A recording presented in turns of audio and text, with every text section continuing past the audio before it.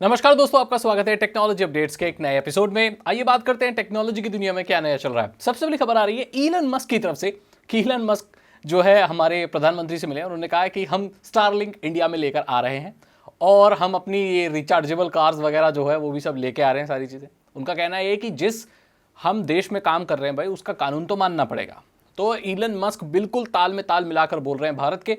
इससे हम ये अनुमान हम ये लगा सकते हैं कि अब टेस्ला कार्स बहुत ज़्यादा और जो इनका स्टारलिंक इंटरनेट है वो भी इंडिया में बहुत ही जल्दी आ सकता है। अभी ये इसलिए नहीं आया था क्योंकि ये सब्सिडीज़ वगैरह मांग रहे थे और अभी ये भारत के हिसाब से ही बोल रहे हैं और बिल्कुल सब चीज़ मानने के लिए तैयार हैं। तो शायद इन्हें सब्सिडी वगैरह भी शायद मिल जाए या भारत सरकार भी मदद करे लेटेस्ट और एडवांस टेक्नोलॉजी भारत में लाने में। तो ये एक अच्छा फ्यूचर हो सकता है भारत के लिए भी कि यहाँ पर मैन्युफैक्चरिंग बहुत ज़्यादा होगी और जो सैटेलाइट इंटरनेट है वो भी आ पाएगा। अगली खबर आ रही है रियलमी से। अब आपको पता होगा मैंने वीडियो बनाई थी जहाँ पर मैंने आपको बताया था इनहैंस्ड इंटेलिजेंट सर्विसेज करके एक है उनका रियलमी का एक ऑप्शन फ़ोनों में जो कि डेटा शायद लीक कर रहा है।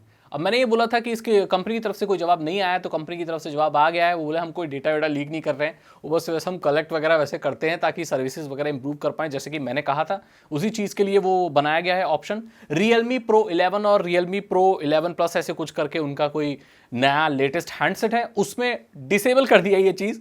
देखो भाई, अगर ऐसी चीज़ डिसेबल नहीं करेंगे तो इनकी सेल्स रुक जाएंगी, इनके लेटेस्ट हैंडसेट को खरीदेगा ही नहीं कोई। जब किसी का फ्यूचर ही नहीं पता हो भाई, वो ब्लॉक होने वाला नहीं होने वाला है या डेटा लीक कर रहा है, तो कोई अपने 30-35 हज़ार रुपये किसी फ़ोन में लगाएगा ही क्यों? या बजट फ़ोन भी कोई क्यों ही खरीदेगा, किसी दूसरी कंपनी का खरीद लेगा। आपको मालूम होगा 10-15 हज़ार में इतना कंपटीशन है कि अगर एक कंपनी नहीं तो दूसरे का खरीद लेगा इंसान। सेम स्पेक्स लगभग देखने को मिल जाते हैं और कंपनी इस बात से डर गई और उन्होंने ये जो बाय डिफॉल्ट इनेबल रहती है एनहांस्ड इंटेलिजेंट सर्विसेज, उसको डिसेबल कर दिया है एक लेटेस्ट अपडेट के साथ। तो अगली खबर आ रही है यूरोपियन यूनियन से। आपको पता होगा यूरोपियन यूनियन में बहुत सारे ऐसे देश हैं जो मिलकर एक अपना ग्रुप बनाते हैं और ये बड़ी बड़ी कंपनी को प्रेशराइज करते हैं कि इनकी कंट्रीज के हिसाब से वो अपने प्रोडक्ट्स को चेंज कर दे। आईफोन के ऊपर बहुत प्रेशर दिया इन्होंने ताकि वो टाइप सी कनेक्टर के साथ आ सके और ऐसा बहुत जल्दी आपको देखने को मिलेगा। जो नए आईफोन आएंगे, next models may be iPhone 15 या उससे आगे, वो टाइप सी कनेक्टर के साथ आएंगे। अब इन्होंने एक नई मुहिम चलाई थी राइट टू रिपेयर, कि अपना फोन आप अपना रिपेयर कर सकते हो। एक और नई मुहिम है कि अपने फोन की बैटरी आप घर में खुद बदल सकते हो और फोनों को ऐसा बनाया जाएगा जो कि यूरोप में बिकेंगे। अब वहां बिकेंगे तो भाई इंडिया पीछे क्यों रहेगा? ऐसे फोन जिसकी बैटरी घर में बदल सकते हो। कितना अच्छा था पहले जब सैमसंग के फोन आते थे या पहले जो फोन आते थे, अगर बैटरी खराब हो जाए, बैटरी खरीद के खुद से लाओ, ओरिजिनल बैटरी लगाओ, बंद करो और चलाने लगो।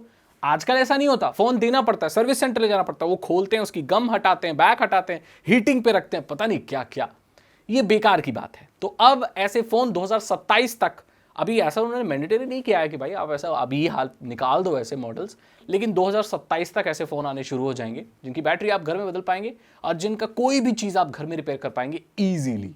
उनकी गाइड्स आएंगी, जब आप फ़ोन खरीदोगे तो गाइड आएगी कि अगर स्क्रीन बदलनी है तो कैसे बदलनी है, बैटरी बदलनी है तो कैसे बदलनी है। वो सारी चीज़ आप घर में बदल पाओगे एक स्क्रू ड्राइवर से या बहुत ही मिनिमम टूल से। अगली खबर आ रही है गूगल के लेंस से। आपको पता होगा गूगल लेंस है जिस पे आप कोई भी ऐसे पॉइंट करो अपना कैमरा तो वो चीज़ें सर्च कर सकता है, वो आइडेंटिफाई कर सकता है कि क्या चीज़ उसको दिखाई जा रही है।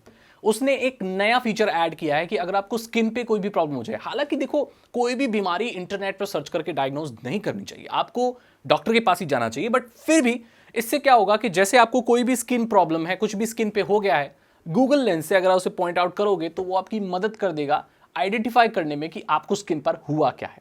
लेकिन मैं फिर से बोल रहा हूं, जरूरी नहीं है कि जो गूगल लेंस दिखा रहा है वही आपको बीमारी है।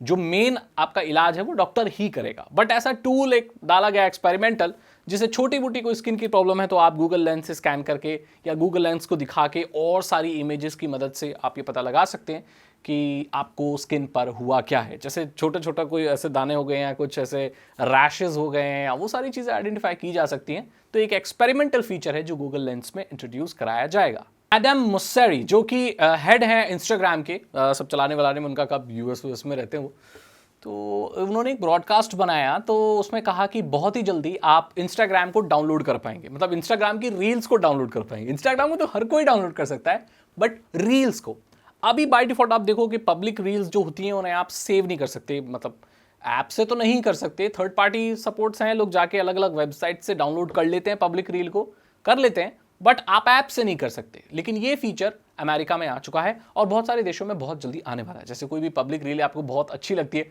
आप उसे ऑफलाइन देखना चाहते हो, तो आप उसे 3 डॉट्स पे टैप करके आप उसे सेव कर सकते हो।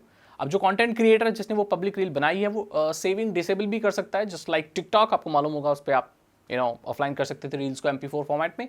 ये इंस्टाग्राम में नहीं होता, लेकिन अब आप इसे कर सकते हो। हालांकि इंस्टाग्राम के मॉड वगैरह भी हैं, स्टैंडर्ड है, और बहुत सारी ऐसी वेबसाइट हैं कि आप रील्स का URL डाल के आप सेव कर सकते हो, बट उसमें काफ़ी मेहनत लगती है और बहुत सारे टेक सेवी लोग ही कर पाते हैं, नॉर्मल लोग नहीं कर पाते, बट अब बहुत जल्दी आप कर पाएंगे।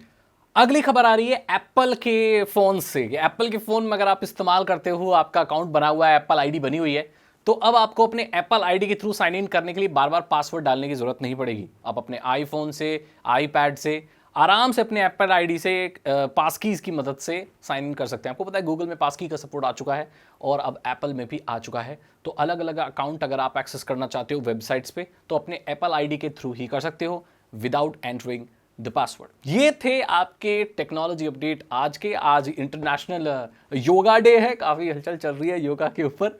योगा करना चाहिए, अच्छी बात है दोस्तों। और अगर आपको वीडियो अच्छी लगी तो इसे लाइक करें, अपने दोस्तों के साथ शेयर करें। साइबर सिक्योरिटी और इथिकल हैकिंग में इंटरेस्ट है तो डिस्क्रिप्शन चेक करें। 299 रुपीज़ के 3 इथिकल हैकिंग कोर्सेज हैं, आसान भाषा में आपको इथिकल हैकिंग सिखा देंगे। मैं मिलता हूं आपसे अगली वीडियो में। Thank you so much and good